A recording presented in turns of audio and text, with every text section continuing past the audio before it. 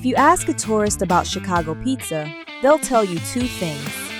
It takes 45 minutes to bake, and the sauce goes on top. They might even crack that tired joke about it being a casserole. But if you ask a local, the story gets a lot more complicated. Welcome to Everything Chicagoland. Today, we aren't just scratching the surface of Lou Malnati's versus Giordano's. We are diving deep.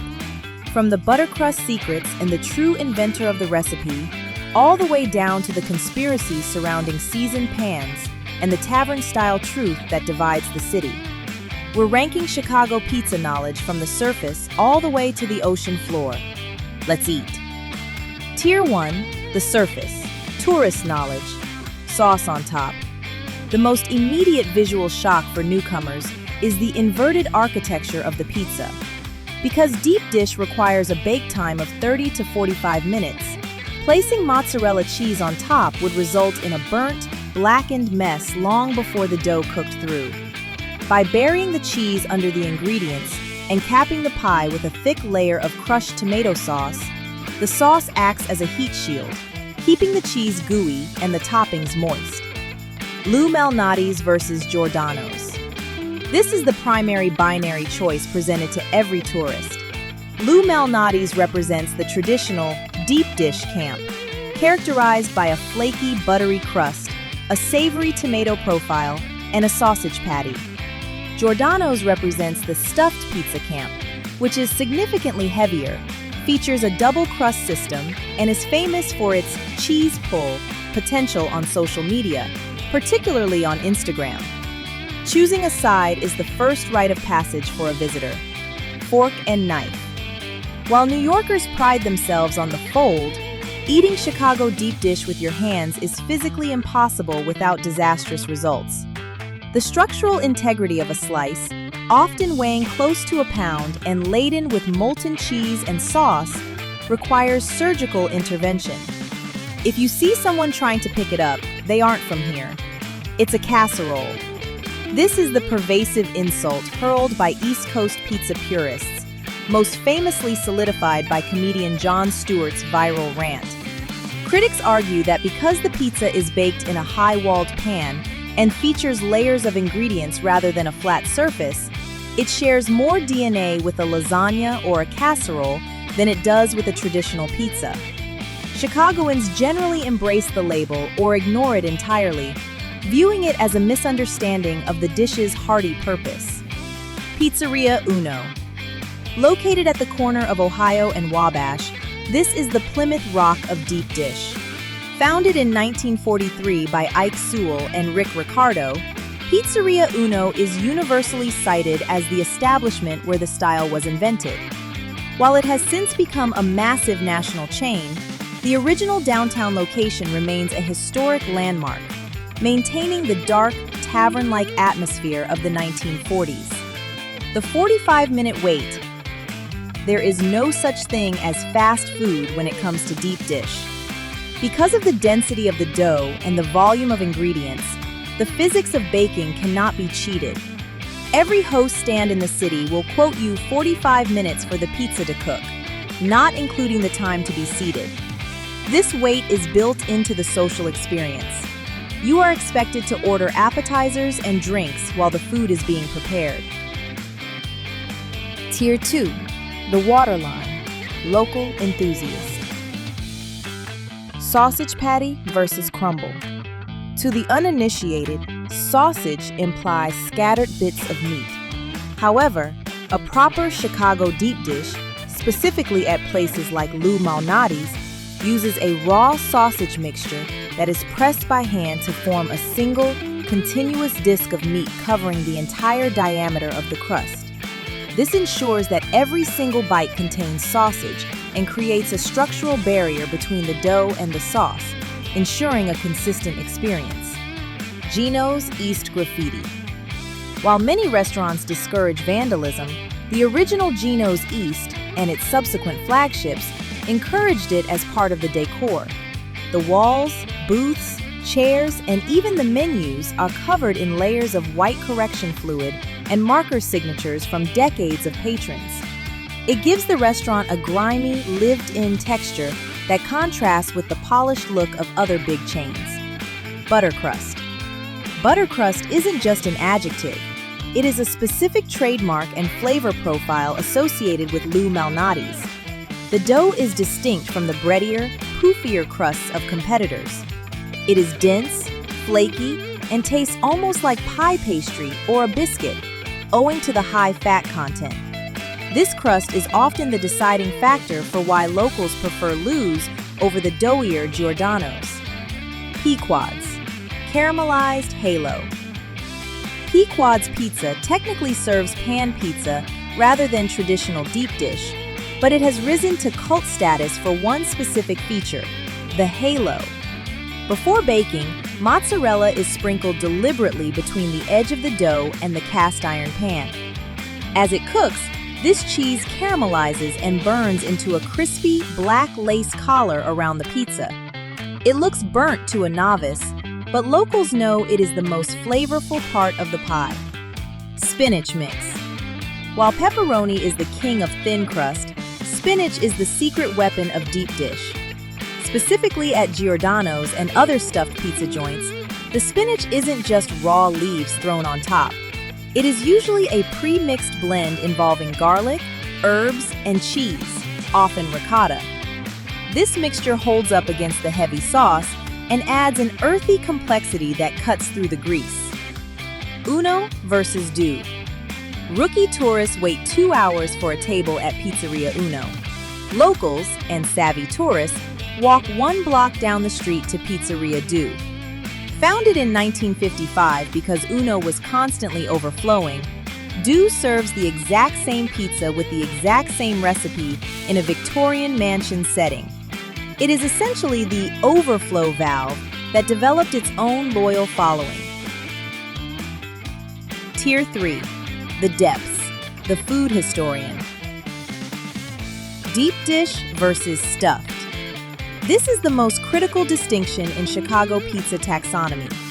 Deep dish, Uno, Lou Malnati's, consists of a single crust pushed up the sides of a pan, filled with cheese and toppings, and topped with sauce.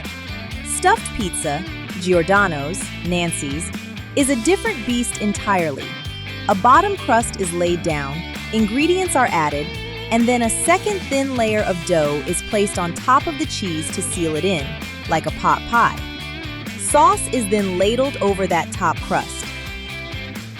Alice May Redmond.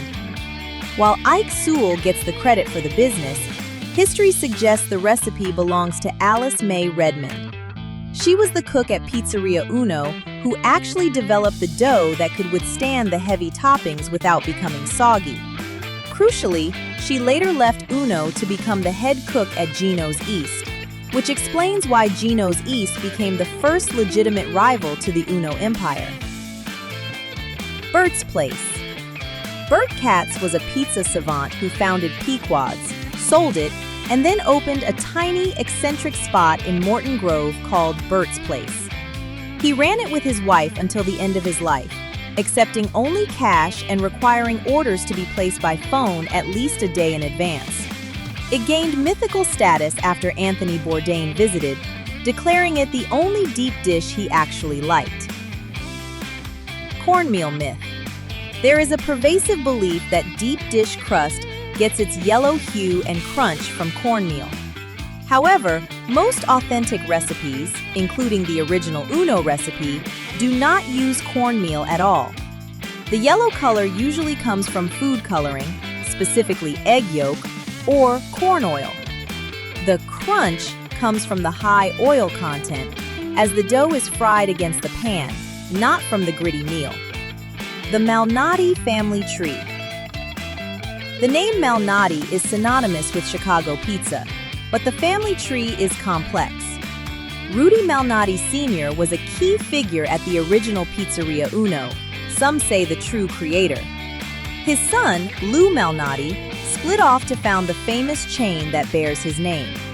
However, his other son, Rudy Malnati Jr., founded Pisano's. This means 2 of the city's biggest pizza empires are run by brothers with a shared, rivalry-filled lineage. Tier 4. The Abyss. suburban legends and industry secrets. Tavern Style is the real Chicago pizza. This is the most contentious truth in Chicago's food culture. Residents will argue that deep dish is strictly special occasion food or bait for tourists. The true diet of the Chicagoan is Tavern Style, an ultra-thin, cracker crust pizza cut into squares, the party cut, and wrapped in paper. If you live in Chicago, you eat Tavern Style pizza 20 times a year and deep dish pizza twice. Louisa's in Crestwood. Far removed from the downtown tourist traps lies Louisa's in the suburb of Crestwood. Louisa DeGeneres was a cook at Pizzeria Do, where she took her skills to the suburbs.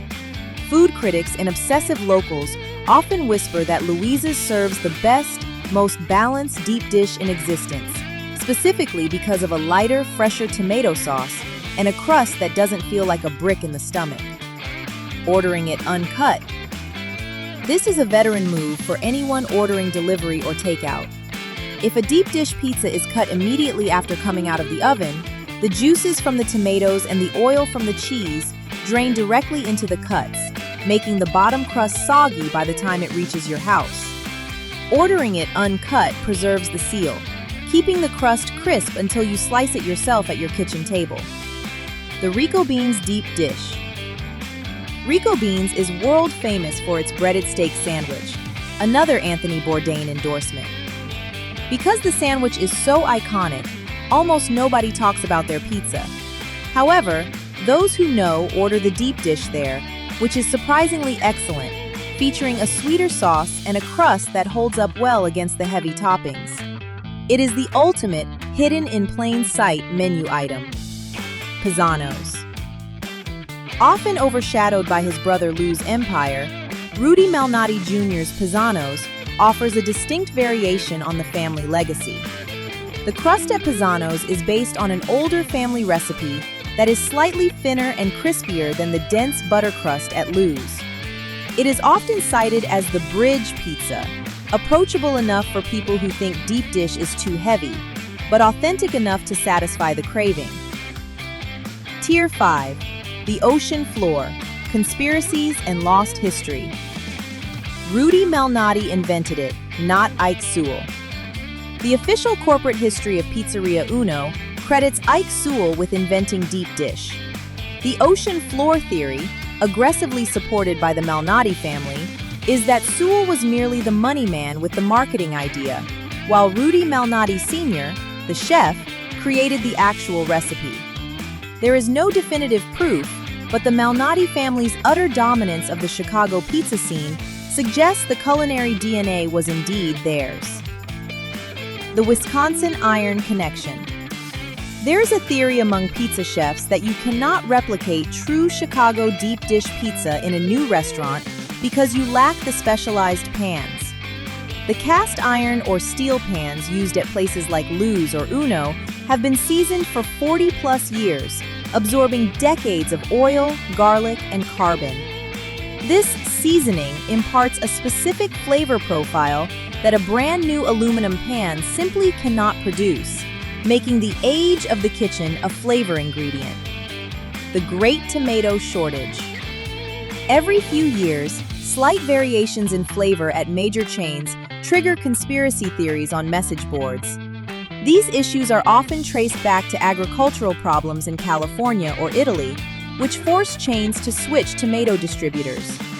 Because the sauce is such a dominant layer in deep dish, unlike thin crust where it's a smear, even a 5% change in tomato acidity is detected by super tasters, who will claim a chain has sold out or changed the recipe. Gulliver's Pizza. Located on the far north side in Rogers Park, Gulliver's is a relic of a bygone era. It houses a massive collection of antiques and Tiffany lamps, but its deep dish is a unique, almost forgotten species. It is known for baking pizza in a brick oven, which results in a distinct char not found in the conveyor belt ovens of modern chains.